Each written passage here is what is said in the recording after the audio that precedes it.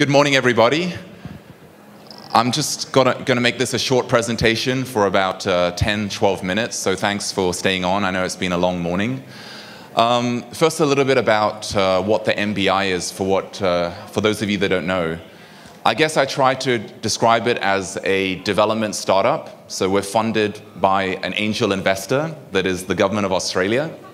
And they tasked us with a mission to develop a new innovative development program to support entrepreneurship.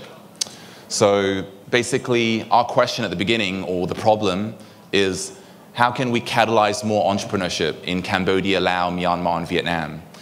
And what makes our program a little bit different to other programs that have been managed by donors, ADB, World Bank, is that we engage almost exclusively with the private sector, with entrepreneurs, with business associations, okay? So in the past, most of our programs are with government, but in our case, 90% of what we do are with entrepreneurs. So I'm going to talk a little bit about how our program has evolved in the last 2 years. There were 3 phases of our program.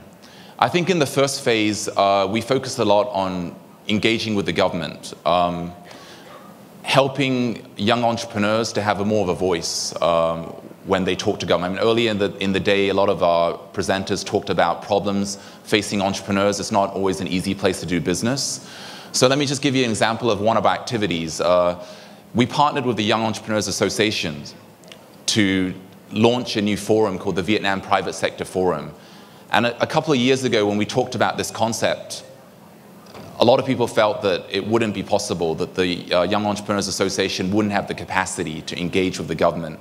But 2 years on now, at the end of this month, we're going to have a huge forum which will be chaired by the Prime Minister, 2 Deputy Prime Ministers, and all the relevant ministers from the different ministries to listen and engage with the young entrepreneurs. So it's going to be a huge event, and I think we've come a long way with them in 2 years in terms of being able to raise the voice of young people. But to be honest, at that macro level of where we deal with, it's a really crowded space. There's a lot of donors, there's a lot of development partners, everyone's trying to engage with the government, and we felt, well, you know, with the program that we have, we're not really adding so much value there. And on top of that, I mean, to be honest, when I look at an entrepreneur and they ask me, what do you guys do? And I tell them we're policy advocacy, I can see the look in their eyes without saying it. Basically, what we're doing was not very sexy to them, and it wasn't something that they could really relate to. So from that macro level, we tried to come down a level, which was into phase 2, which was to start actually working with the startup ecosystem at a more micro level. So there, from talking to entrepreneurs, basically they said, look, we need access to funding and we need access to business support services. So we decided to start looking at the ecosystem. Who out there is already providing these services? What's the government doing? What's the private sector doing? Who's investing in startups? We talked to angel investors, we talked to VCs, and we tried to figure out where we could fit in. So in the angel investing space, we worked with various partners to launch programs to build the capacity and to promote angel investing in Cambodia, Laos, and Myanmar. Vietnam is already a bit more developed, to be honest. So there was actually a cross-exchange where Vietnamese angels went to other countries and built the capacity of angels in other countries. We also promote fintech. For example, in Cambodia, we worked with young entrepreneurs to set up a peer-to-peer lending platform, and now we're working with them to introduce the technology to do the credit scoring, and we're looking to also bring this model to Vietnam with the Women's Business Association in Ho Chi Minh City. And of course, we also work with DNES here in Da Nang to build their capacity, look at their business model, and help them to look at ways they can sustain their activities and improve the quality of their services to startups. We do the same in Ho Chi Minh City with the Saigon Innovation Hub.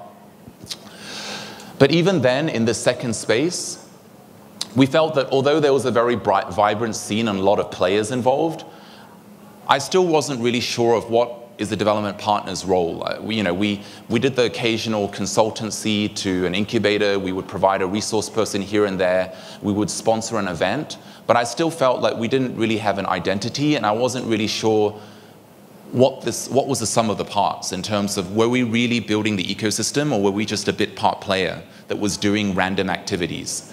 And while there was all this technology and all this energy, I felt there was a disconnect to the actual traditional industry, okay? And then also the government wasn't really involved. I mean, we heard about the sandbox approach in the previous presentation. You do need government, especially in areas like fintech, to give space to entrepreneurs to try new things. And from a startup's point of view, it all seemed a little bit bewildering. Where do you start as a startup? There were so many co-working spaces. There were so many different business support programs. Where do you go? Where do you start? It seemed a bit of a maze to them.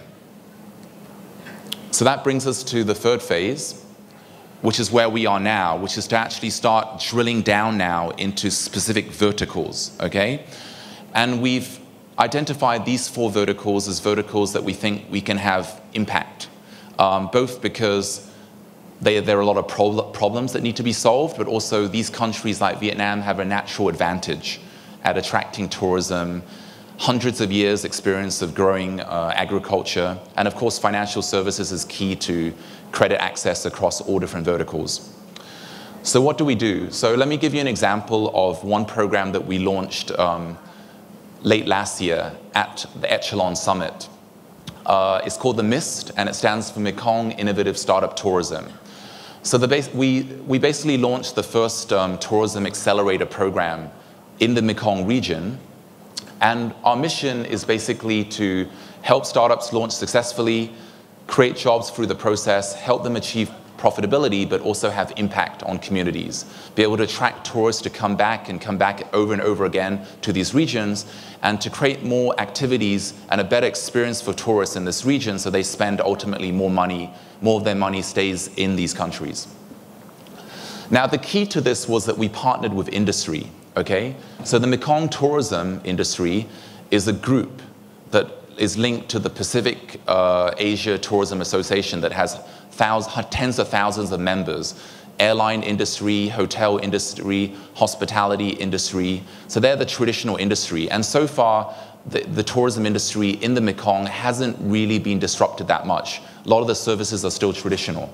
So we partnered with them and used their industry event as a platform to promote entrepreneurship and innovation.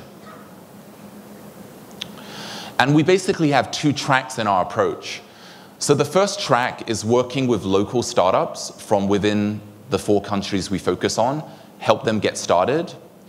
And the second track is to seed the Mekong region with innovative business models that have already succeeded globally. So entrepreneurs that have been successful in the US, in Southeast Asia, Korea, Thailand, wherever they are, Australia, and bringing them to the Mekong and helping them to come in. And I think earlier in the presentation before me, Bobby Liu made the point that not everyone here can be an entrepreneur, but there can be a cross-fertilization between entrepreneurs here and also those entrepreneurs that are coming in, because they also need talented people to help them access these markets.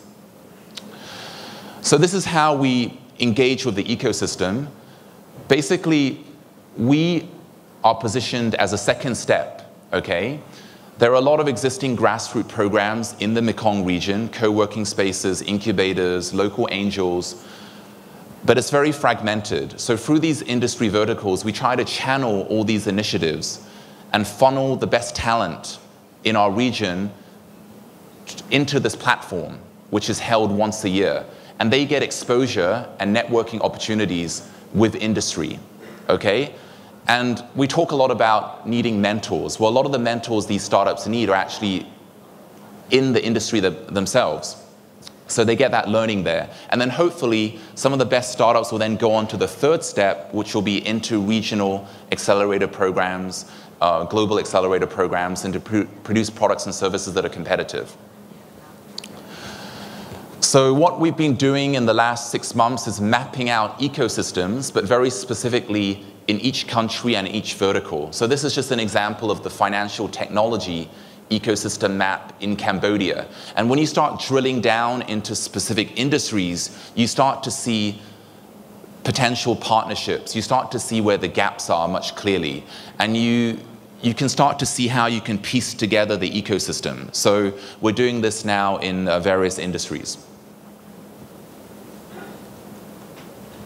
So what are the benefits of this approach? As I mentioned earlier, the first benefit is that we connect the new economy and the traditional economy, which I think is so important. It's not just technology for technology's sake, but it's technology to solve traditional industry problems and getting mentors and knowledge flowing over from traditional industry into the tech world.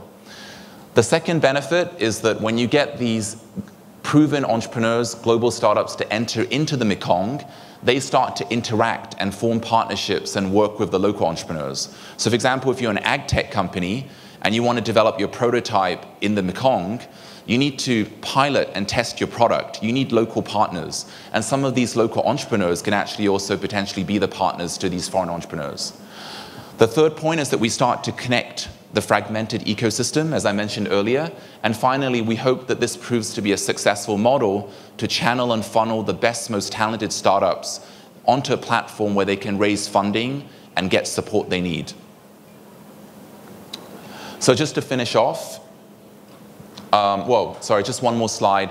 So MIST is still an earlier program. It's still new. We held it earlier this year in June at the Mekong Tourism Forum, but already you can see some of the impact we're having. So we've started accelerating 21 tourism startups from within Vietnam, within the region and globally. We're helping 12 global tourism tech startups to enter into the Mekong region.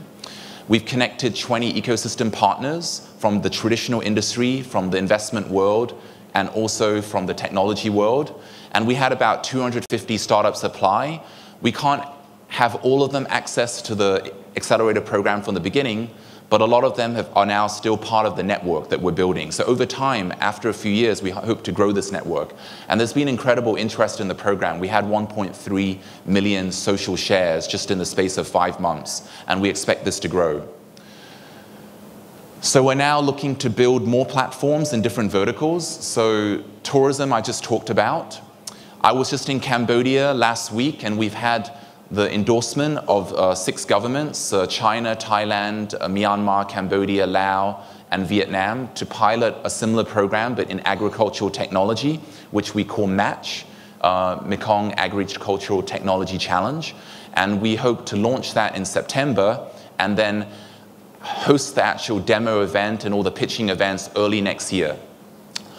We're also partnering with a Singapore entity to run a Smart City Innovation Challenge, and that would be focused on Da Nang and Ho Chi Minh City.